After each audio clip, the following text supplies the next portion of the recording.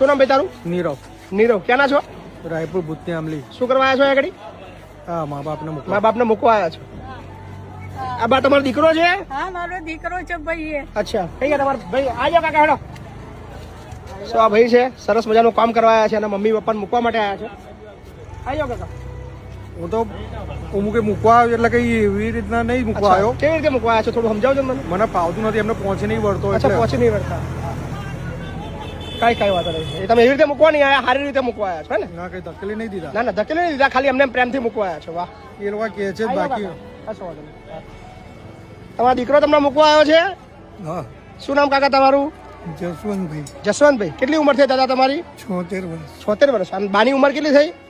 71. બાથી તો ઊભું બી થવાતું નહીં. બરાબર. શું નોકરી કરો છો ભાઈ તમે? પ્રિન્ટિંગમાં કામ કરું. કેટલો પગાર છે? 10,000.